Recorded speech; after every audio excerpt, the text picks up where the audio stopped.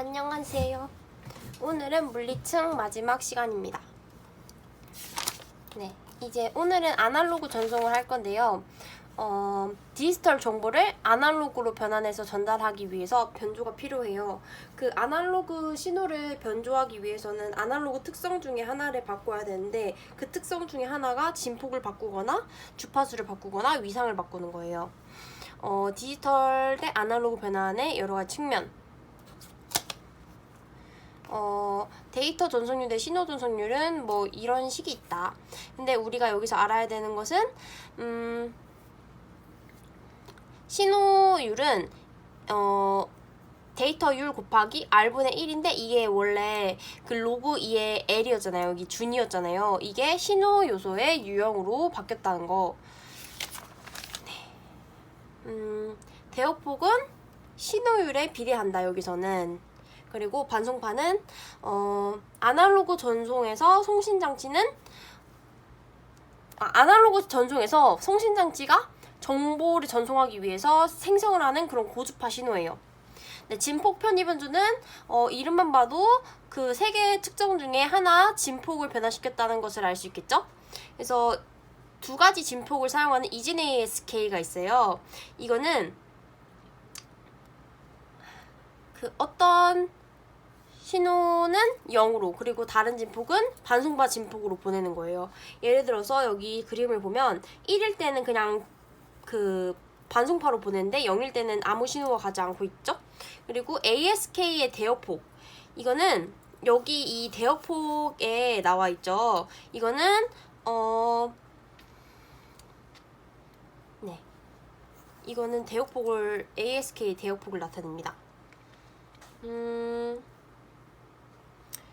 그리고 이것을 구현하는 것은 우리가 단극형 NRZ 배웠었죠. 그 양이나 0밖에 없는 거, 음이 없는 거. 그래서 이거는 단극형 NRZ로 구현을 합니다. 그래서 잠시만요.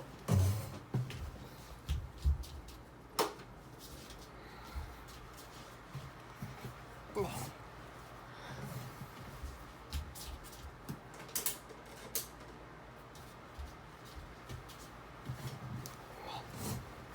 그 1일 때는 반송파 신호로 보내고 0일 때는 그냥 안 본 그 신호가 없고 막 이런 식으로 보내는 거예요. 그래서 이제 주파수 편의 변조는 그 세 가지 요소 중에 주파수를 바꿔서 보내는 거죠. 그래서 이진 ASK는 주파수가 두 가지 종류가 있겠죠. 그래서 0일 때는 이런 주파수, 그리고 1일 때는 이런 주파수를 가져서 보내는 거예요. 그래서 BFSK의 대역폭, 이 이진 FSK의 대역폭은 이렇게 두 가지로 있습니다. 얘는 1일 때, 얘는 0일 때 그 주파수의 그런 대역폭을 나타내고요. 이것을 구현하기 위해서 요구 대역폭은 이런 식이 있다. 구현은 5.7 여기 그림이 나와 있죠. 그래서 얘도 단극형 NRZ를 사용을 합니다. 그래서 1일 때는 주파수, 그리고 0일 때는 그냥 약한 주파수 막 이런 식으로 보내는 거예요. 그리고 다준위 FSK는 3개 비트를 전송하기 위해서 8개 주파수 사용하고, 그래서 n개 비트를 전송하기 위해서 뭐 2의 n승계의 준위가 필요했던 것처럼 2n개의 주파수가 필요하다. 그래서 그 우리가 8개의 그런 3비트를 전송하기 위해서 8개의 주파수를 구현한 모습이 보이고 있습니다. 위상 편의 변조는 3개 중에 뭘 바꾼 거예요? 이제 위상을 바꾼 거죠. 위상을 바꾼 거예요. 그래서 이진 PSK는 2개의 위상을 갖는 그런 신호겠죠? 그래서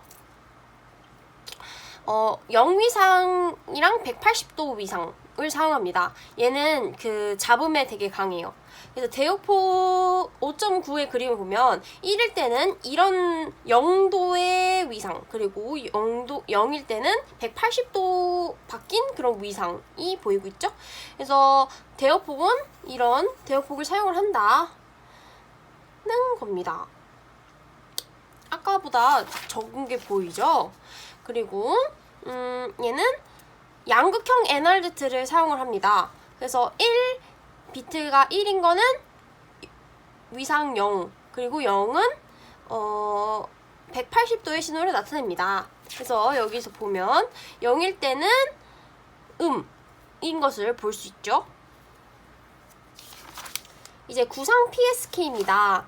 얘는 이렇게 신호를 보내면 여기 앞에 있는 신호는 여기로 가고 뒤에 있는 신호는 여기로 가가지고 이 신호를 각각 0이니까 여기 밑으로 가는 거니까 180도 위상, 얘는 0이니까 여기 똑같이 180도, 얘는 1, 0이거든요. 그래서 1이면 얘는 0도의 위상, 얘는 180도의 위상 해가지고 얘네 두 신호를 합쳐가지고 신호를 만듭니다. 그래서 얘네 두 개를 합치면 마이너스 135의 그런 위상, 얘는 마이너스 45도의 위상, 그래서 4개의 위상이 나타나는 것을 볼 수 있습니다.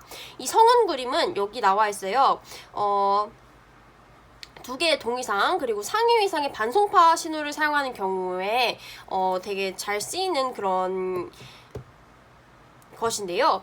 여기 그 X축은 동위상 요소의 최대 진폭, 여기 세로축은 구상 요소의 최대 진폭을 나타내고, 여기에 그 길이는 신호 요소의 최대 진폭, 그리고 여기의 각도는 신호 요소의 위상을 나타냅니다.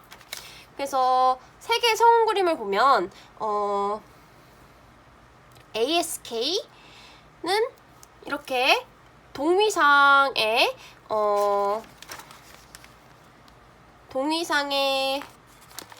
0이랑 1을 사용하고, 얘는 그 단극형, 얘는 그 동위상의 양위상, 그 0하고 1하고 마이너스 1 양위상, 그리고 얘는 아까 4가지 나왔던 거를 나타낸 겁니다. 그래서 45도, 마이너스 45도, 135도, 135도, 마이너스 135도 뭐 이런 식으로 성운 그림을 나타낼 수 있어요. 구상진폭 변조를 보면 얘는 PSK랑 ASK를 합친 겁니다. 이제 대역폭 활용으로 넘어가 보도록 할게요. 6단원.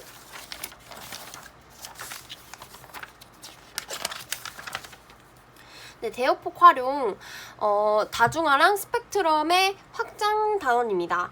우리가 대역폭을 되게 효율적으로 사용하기 위해서 다중화를 사용하는데, 여러 개의 채널을 하나로 모아서 큰 대역폭을 만들거나, 약간 대역폭이 조금만 있으면 더 좋은 대역폭으로 사용할 수 있어요. 그러면 조금만 더 늘리는 그런 방법도 있는데, 뭐 펄스 채우기 뭐 이런 거 있는데 뒤에서 자세히 자세히 배워보도록 하겠습니다. 일단 다중화는 하나의 링크로 여러 개의 신호를 동시에 전송하는 거예요. 그래서 여기 그림 6.1을 보면 N개의 장치가 하나의 스트림 각각 신호를 보내요. 여기서 그 각각 비트가 합쳐지는 거예요. 근데 합쳐지지만 N개의 채널로 각각의 전송하기 위한 경로가 있어요. 그래서 여기에 이렇게 전송이 되면 여기 역다중화기에서 각각 그 목적지로 전송이 된다 는 것을 알 수 있습니다. 그리고 다중화의 다중화는 FDM, TDM만 보면 됩니다. 그래서 첫 번째 주파수 분할 다중화예요. 얘는 주파수 분할 다중화는 신호가 들어옵니다. 그러면 변조를 해요. 반송주파수, 서로 다른 반송주파수로 변조를 하고, 얘네는 겹치면 또 간섭이 생겨서 문제가 생기기 때문에 충분히 떨어진 길이만큼 떨어져서 보내집니다. 그 다음에 복구돼서 원래 장치로 보내지는 거죠. 다중화 과정은 이렇게 처음에 신호 소스가 반송 주파수로 변형이 되고, 이게 변조 신호가 돼가지고 결합해가지고 복합 신호를 해가지고 충분히 큰 대역폭을 가진 그런 매체로 전송이 되겠죠. 그러면 그 매체를 통해서 전송이 돼가지고 각각 필터를 통해가지고 원하는 그 변조 신호만 받아들이고, 이걸 또 반송 주파수로 변화시킨 다음에 신호로 바꿔서 우리가 수신 장치가 수신을 하는 거겠죠? 그래서 우리가 전화를 사용할 때는 다 4Hz로 보냅니다.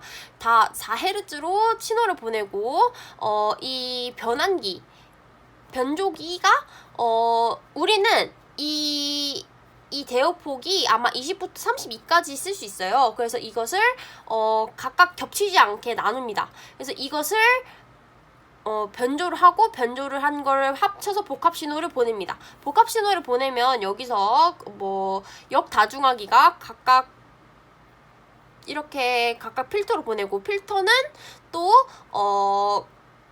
자신들이 통과시키기만 원하는 범위만 이렇게 통과시킨 다음에 얘네는 다시 보내질 때는 0부터 시작하게끔, 주파수가 0부터 시작하게끔 해가지고 보내집니다. 그러면 이제 전화가 통하고 그런 거겠죠? 그래서 여기 그림은 뭐냐면 각각 100Hz를 보내는데 그 보호대역이 10kHz인 거예요. 그래서 총 몇 대역폭이 필요할 거냐? 540kHz겠죠?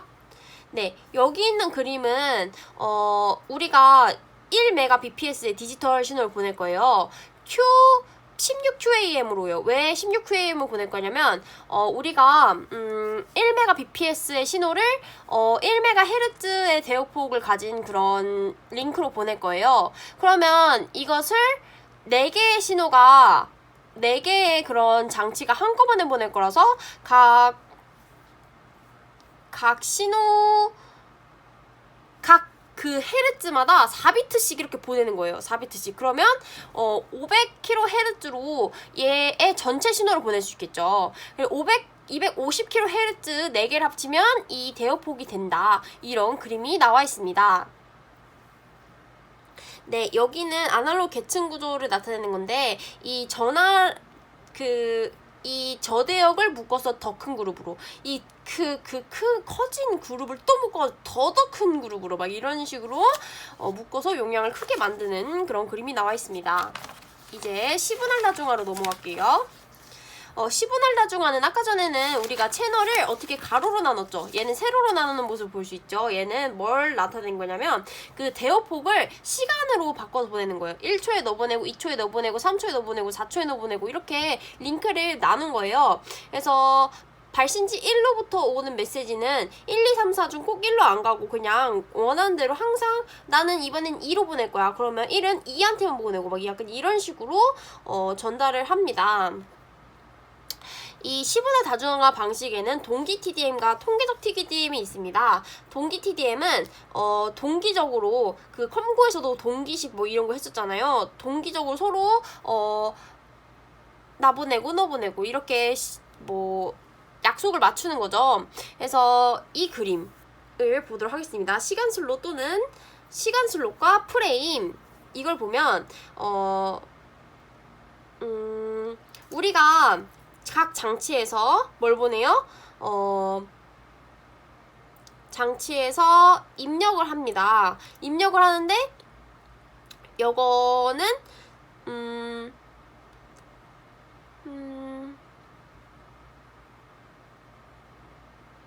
각 데이터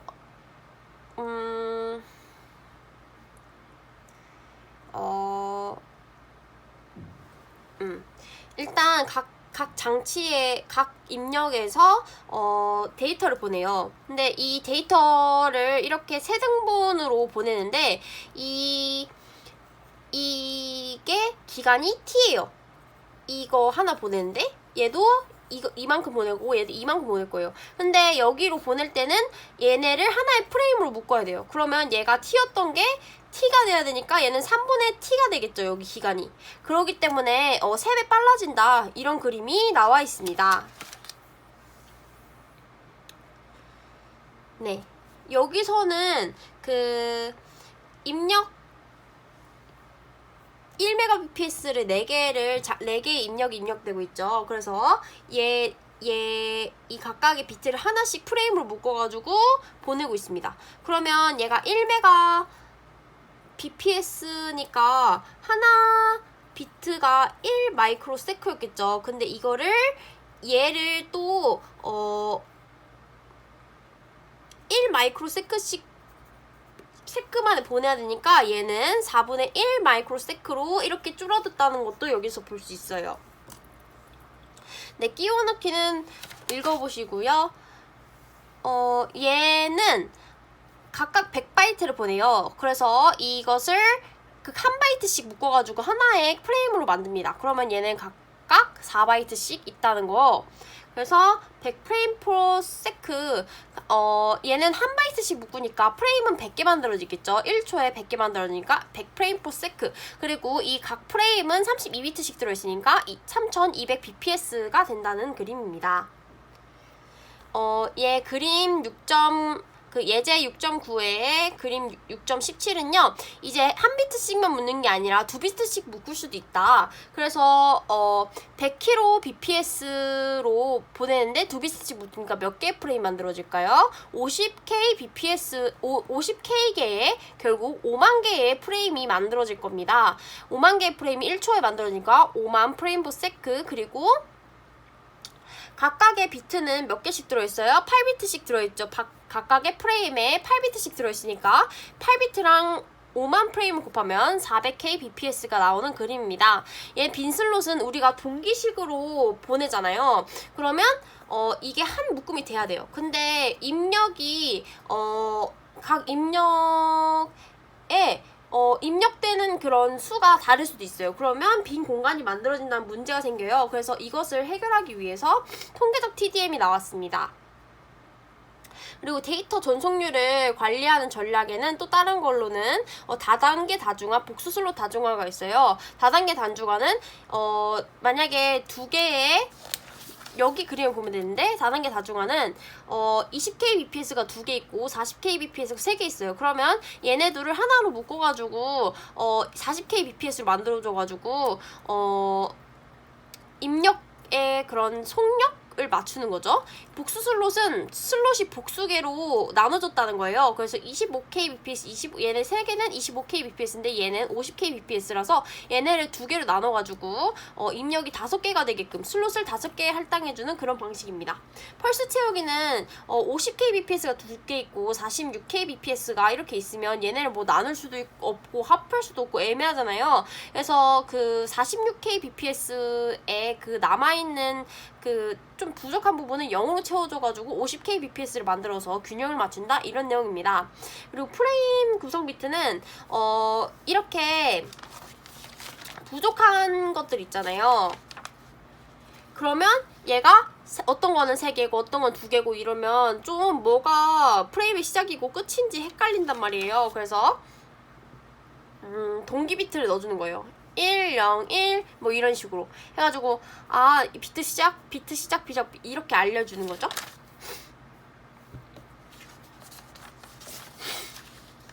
네, 이제 통계적 시분을 다중합니다. 네. 아까 그 동기 TDM은 이렇게 빈 공간이 있으면 그냥 빈 공간으로 들어갔잖아요. 여기 동기 비트 넣어주고. 근데 이 통계적 TDM은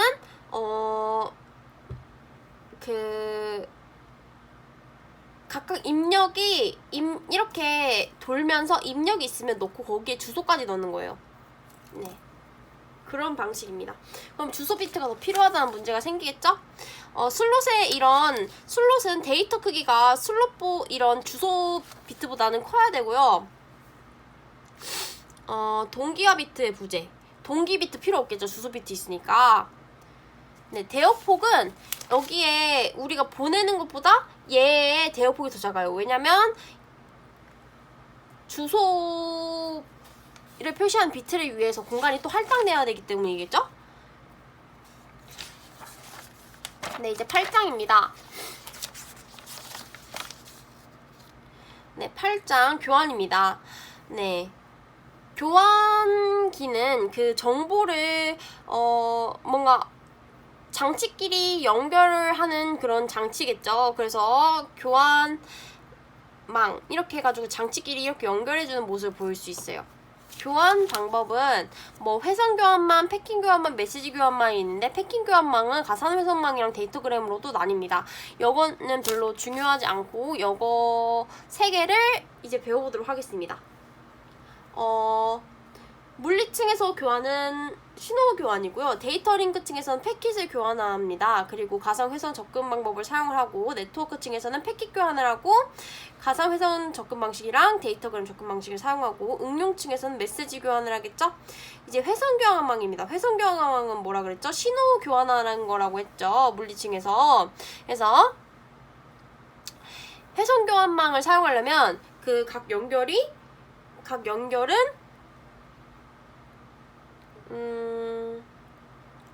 링크 중에 하나의 전용 채널을 사용합니다.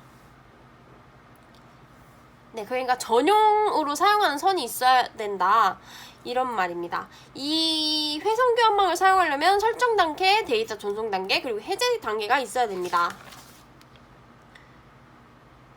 네, 여기에 나온 그림은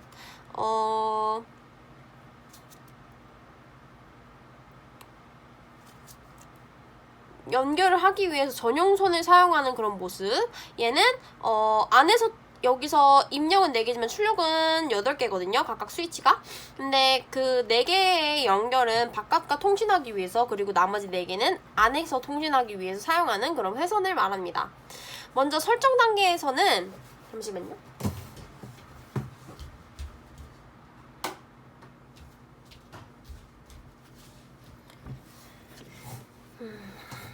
먼저 설정 단계에서는 교환기 사이에 전용 채널을 만드는 겁니다. 잠시만요.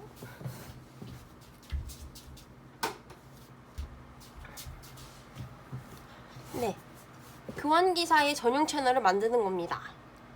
그래서 어떤 목적지에서 교환기한테 각각 가까이 있는 교환기한테, 야, 나 B하고 연결하고 싶어. 그러면 이 교환기는 또 자기 주변에 있는 목적지나 교환기한테 이 B한테 전송을 하고 싶다는데 어디로 가면 되지? 아, 저 교환기로 연결하면 되는구나. 이렇게 연결을 설정을 하는 거예요. 네.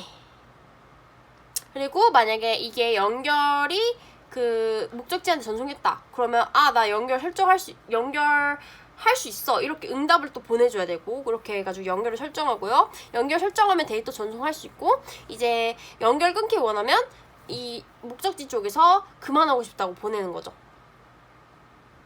얘는 연결 도중에는 만약에 연결하다가 중간에 약간 쉴 수도 있어요. 그때도 전적으로 할당해야 돼요. 그러면 다른 애들 보내고 싶은데 못 쓰잖아요. 그래서 비효율적이에요, 이런 면에서는. 근데 지연은 최소다. 왜냐면 자원 그 길이 내 거기 때문에 지연될 게 없는 거예요. 그래서 회선 교환망의 지연을 보면 설정하고 데이터 보내는 과정에서는 그런 지연이 없죠. 그리고 해제 단계까지 이런 지연을 보이고 있습니다. 그래서 전파 지연 1번, 그리고 전파 지연의 그 신호가 전송되는 거, 그리고 전파 그 신호가 보내지는 거, 그리고 전파 지연, 그리고 데이터가 전송되는 전파 지연, 그리고 데이터 전송 시간, 그리고 전파 지연, 그리고 이 신호가 전송되는 시간까지 이렇게 합하면 우리가 구하는 지연이 나옵니다. 패킷 교환. 네, 이 패킷이라는 것은 데이터의 되게 작은 단위예요. 그래서 패킷 교환하는 방식에는 데이터그램망과 가상회선망이 있습니다. 데이터그램망엔 여기서 보면 알 수 있는데, 그 A가 4개의 그런 데이터를 패킷을 보내요. 근데 이 패킷끼리는 각각 다른 경로로 가고, 그 경로가 서로 다른 시간에 도착을 합니다. 이런 데이터그램망을 구현하기 위해서는 각 라우터에 라우팅 표라는 게 있어요. 그래서 이 라우팅 표는 내가 그 패킷은 목적지를 갖고 있어요. 그래서 목적지를 보고 너 그러면 1번 포트로 가, 이런 식으로 포트를 알려줍니다. 네. 그래서 목적지 주소는 패킷이 갖고 있다. 그래서 이 패킷을 받은 그 라우터가 나가는 포트를 알려주게끔. 그리고 효율은 아까 전에는 보낼 데이터가 없어도 전적으로 할당했잖아요. 얘는 보낼 패킷이 있을 때만 할당해가지고 보내주는 거. 지연은 교환기에서 대기해야 될 경우도 있어요. 왜냐면 내가 보내고 싶은데 대기줄이 많으면 기다려야겠죠. 네. 그래서 여기 데이터그램망의 지연을 보면 전송시간 3번, 전파지연 3번 이렇게 볼 수 있죠. 그리고 큐에서 기다리는 시간 2번까지 해가지고 이런 전체 지연을 구할 수 있습니다. 네, 두 번째는 가상회선망인데요. 가상회선망은 앞에서 배운 회선교환망과 데이터그램망을 섞은 모양입니다. 그래서 얘는 설정 해제 단계가 있고 그리고 데이터그램망처럼 자원을 보낼 때가 있을 때만 이렇게 탈당을 하고 데이터 패킷의 헤더 주소도 갖고 있고, 근데 이 헤더 주소가 목적지 주소가 아니고 지연 주소라는 거. 그래서 VCI 막 이런 거 할 거고, 연결 설정되고 나면 그 회선교환망처럼 똑같은 경로로 보내진다. 그래서 가상 회선망의 모양을 보여주고 있습니다. 그래서 네, 보내는데 뭔가 스위치가 묶여있는 모습. 그쵸, 스위치가 묶여있어요. 얘도 네, 스위치로 보내고. 네. 그래서 일단 여기서 전역 주소, 그 목적지 주소는 그 경로를 만들 때만 사용을 하고요. 가상회선 식별자가 여기서 사용이 되는데 얘는 그 지역 주소라고 생각하시면 돼요. 그래서 두 개 교환기 사이에 프레임 전송할 때 사용을 합니다. 그러면 이 BCI가 어떻게 사용되는지 그림을 한번 보도록 할게요.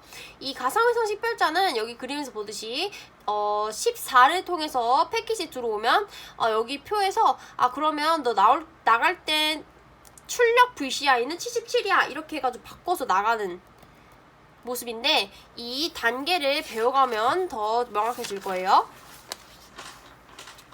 네, 첫 번째 가상회선을 설정을 하고 데이터를 전송을 하고 해제를 합니다. 먼저 데이터 전송하는 단계가 간단하기 때문에 데이터 전송부터 나가보도록 할게요.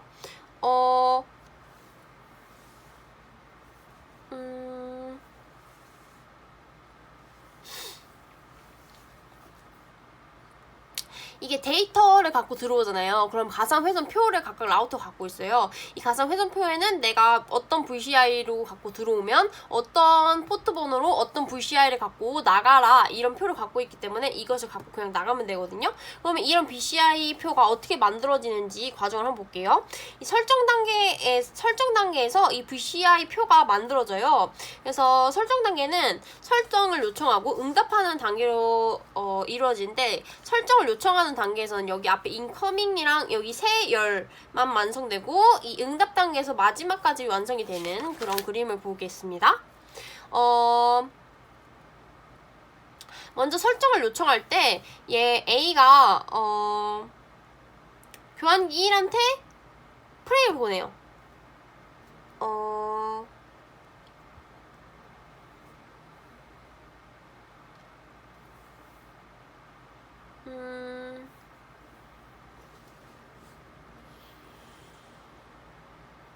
먼저 이 프레임이 도착하면 이게 VCI가 14를 할당마다 받고 이 라우터는 얘가 들어온 애가 3번 포트로 나가야 된다는 것은 그냥 알고 있어요. 알고 있고 이제 3번 포트로 보냈더니 스위치 2가 받아요. 스위치 2가 받고 얘는 들어오는 그 VCI가 66을 할당을 하고 그 2번 포트로 나가야 된다는 것을 얘는 알고 있어요. 그래서 2번 포트로 나가고 3번 스위치에서는 2번 포트에서 들어온 I가 VCI가 22라는 것을 VCI 22를 할당을 받아요. 그리고 3번 포트로 나가야 된다는 것을 알고 있습니다.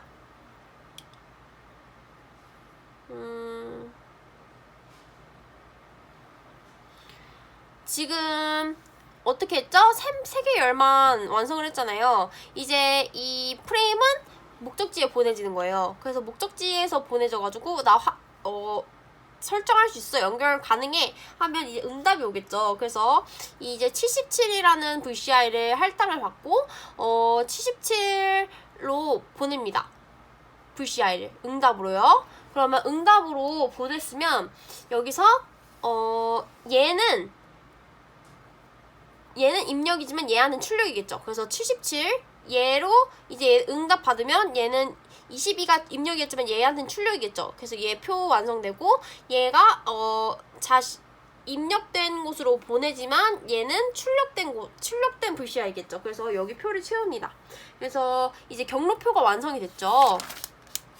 이제 다 데이터 보냈어요. 그러면 이제 나 이제 연결 그만하고 싶어 이렇게 보내면 여기에 그 연결에 관련된 그런 정보가 싹 다 사라집니다. 그래서 효율은 일단 내가 원하는 때만 그런 패킷을 할당받아가지고 전송하니까 좋겠죠? 장 할당받아서 전송하고 좋죠.